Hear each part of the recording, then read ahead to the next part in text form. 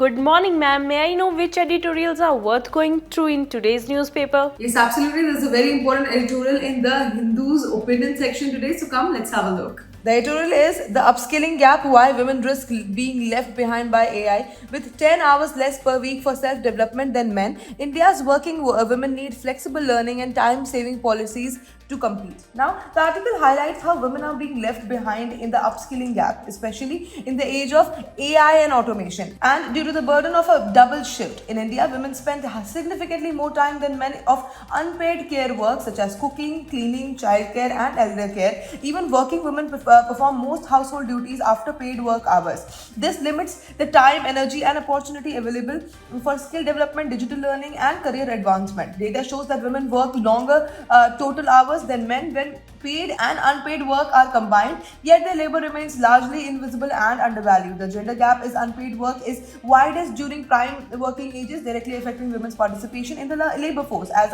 AI-driven technologies demand continuous reskilling, women risk exclusion from future jobs due to time poverty, lack of access to flexible learning, inadequate childcare, and care infrastructure. The article argues that unless policies address unpaid care work and provide time-saving, flexible, and supportive systems, AI may deepen existing gender inequalities instead of reducing them. Now, let us have a look at the numbers.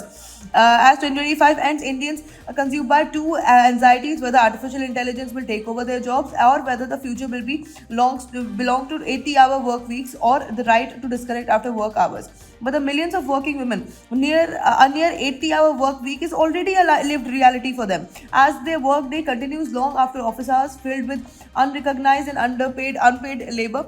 Unfortunately, no AI or algorithm has yet threatened to take the work of women's unpaid work and rescue them from the long hours spent on cooking, cleaning, caregiving, planning, and emotional management. India's largest time use survey 2024 makes this reality unmistakable. 40% of women now participate in the labor force. They are not simply learning into paid work, instead, they are working as a relentless second shift. Now, let us look at the first chart, which is highlights the stark impression of how Indian men and women divide their working hours. On average, working women spend around 9.6 hours a day on combined paid and unpaid work. So this is the chart one. Red color is the unpaid work, blue color is the paid work. You can see the huge divide here. And now let us see why this article is relevant for UPSC examination. This article is relevant for GS paper 2, which is governance and social justice. GS paper 3, it becomes very important for economic, technology, and inclusive growth. And for essay paper also, you can quote from this editorial. It becomes very important.